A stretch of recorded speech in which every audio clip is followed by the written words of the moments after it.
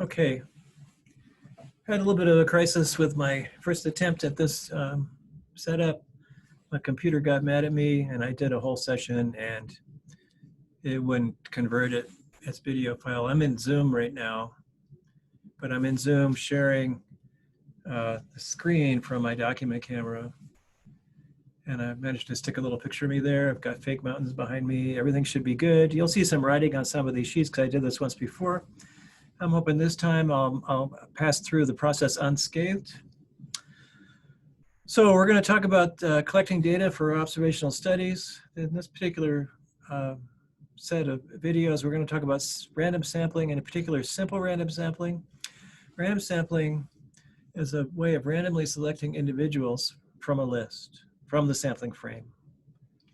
And simple random sampling it goes even further, and it assures that every possible sample of the same size you're looking for has the same chance of being chosen from the list of individuals on the sampling frame, so no samples are favored in the sampling process. So there's lots of random samples that give each individual the same chance of being chosen, but there's only one kind of random sampling process that gives each group of that size the same chance of being chosen, and that's called a simple random sample. There are two reasons why simple random samples are important. On the one hand, the mathematics behind the scenes for most statistical procedures require simple random sampling, or at least something close to that. But maybe even more importantly, simple random sampling is a good way to avoid bias in the sampling process. Now, bias is where you systematically favor or omit certain individuals from the sampling process. And that can happen quite unconsciously. And the simple random sampling finds a way, it's a way to keep that from happening because it forces you to give every sample the same chance of being chosen. Sampling begins with a sampling frame. That's the list of the individuals we were talking about from which the sample will be chosen. We would like the frame to be the whole population, but in many cases, that is not practical or possible. So if you try to come up with a list of all the adults in Pueblo, you're going to be hard pressed to find a way to do it. If you want to get a list of all the students attending CSu-Pueblo, you can't even get that because there's privacy issues and some people don't want their name to be shared. And there are good reasons for some of those things. So it's pretty hard to get a list of everyone you'd like to sample from, no matter what your sampling process looks like. And you could try using phone numbers, but people don't pick up. You could try lots of things. And one of the challenges of a person trying to carry an observational study is, how do I obtain a list of individuals of the type that I'm interested in studying? Okay, I'm turning the page. There ought to be stuff on here. There is. Try to not think about it. So here we go. So I've been writing on this because I did this once before. I'll kind of cover it up. We can use a random number table to find a simple random sample from a sampling frame of size n, whatever n is. You pick a starting place in the random number table, which I've done already because I've done this once. I picked this spot right here. I picked a row and a column at random. I find this location, which has 33360 in the random number table. Okay, we'll be doing this other stuff in a minute. Suppose your sampling frame has 2,563 values on it. So that's 4 digits long. We're going to look for, we're going to go to our tables. We're going to make blocks 4 digits deep. So we had 3360 there as a number. I just took the 4 digits, the first 4 digits as my block, and I just work down this way, and I get just a bunch of random 4-digit numbers. It turns out it's not going to be enough, and we'll come up here and get more of them. We'll just keep doing that till we get enough 4-digit numbers to do the job. The job is what?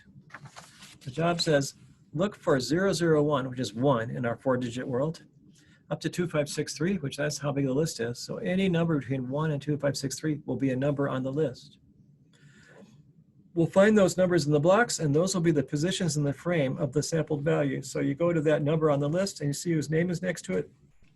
That person, that person will be sampled. If multiple rows or columns must be used, it's easiest just to discard numbers at the end of the rows and columns that you don't use, and start in a new row or column and continue the selection process. Okay, so here we have done that.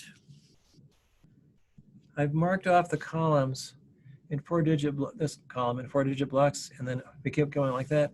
We're looking at numbers that come from the 0001 up to 2563. Yes. So we're looking for numbers here that are between 0001 and 2563. It's not a very nice trace of numbers because these numbers are mostly too big. There's 9006. I can't use it. 3552. I come up to this one, 2466, got an arrow next to it. That one is between 001 and 2563. It's a good number, so I'll take it. And I'll keep going, no, no, yes, yes, yes, yes. I want a sample of size 10. That's 5. I almost took this number, but it's not quite small enough. Here one, 2030 is good. No, 1557, that's good. 043, 1479, and 1816 completes the list. Now, as you're doing this, you might get duplicate numbers. You just ignore them and move on until you get your 10 numbers. So here, over here, I wrote down the 10 numbers. 2466, 1763, and so on off of the tables until I get my 10 numbers. And then you would find those folks on the list and write down their names. And those are the folks that you would be contacting in the sampling process. Okay, I want to use rand on my calculator. Let me show you what that looks like. Here we go. I'm going to zoom out a tiny bit, I think. Oh, I can't zoom out. I'll have to just zoom over. Here we go. I guess we're going to, I'll make this green thing bigger. Hang on. There we are. We've got more view of the calculator. I'm turning the calculator on.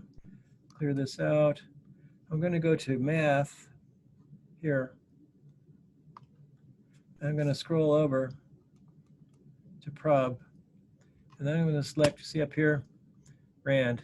That's the first number. I'm just going to hit enter. And that'll put rand on the screen. And then if you just hit enter again, it'll activate rand and it'll give you random numbers. Okay, hang on. So I'm going to erase these because these aren't the ones we're going to get.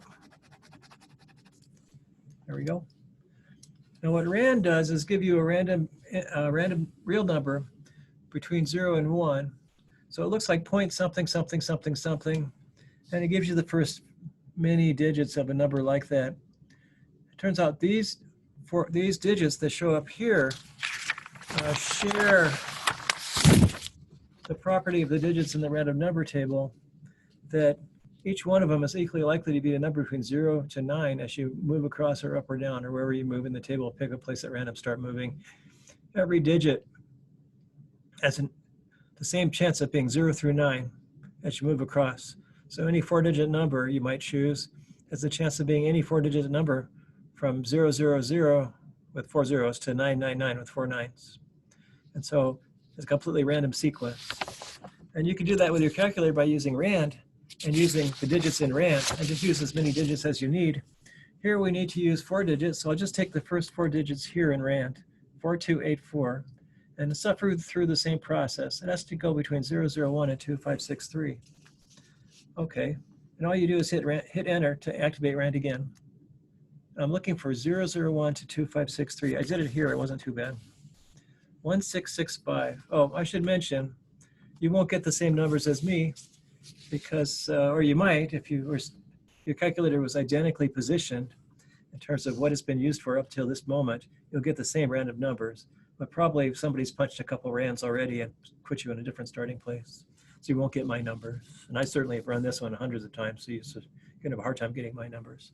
So 1665 works. It's between 001 and 2563. And then 2227. Just taking the first 4 digits that are nice ones. I can't use that number. 0488, I can use that. And we just keep doing that. 3567, no. 0718. I'm just going to do 5 of them. So you'll see the pattern. I can't use that one. Can't use that one. 27592, too big. 4177. I'm struggling now. 2149. And so on, etc. as it said. So what we've done here is we've talked about random sampling a little bit, but simple random sampling quite a bit. And we've shown you two ways you can use the same way of using random digits to select items on a list. You number the item 001 up to some big number. You take the number of digits in the big number. You break the random numbers you have on hand into blocks of that size. You look for numbers from 1 up to that 4-digit number, or however many digits long it is, as they come up in the list. And the ones that fall in that range, you take them, and the other ones you skip over. And you can use the random number table, or you can use your calculator to produce those values. And then you've got your sample. So there you go. And now I'm hoping the second time around, I can convince, so this is a combination of my document camera software and Zoom software. I'm hoping everything works fine and I can just post this. Here we go, and I'll see you later.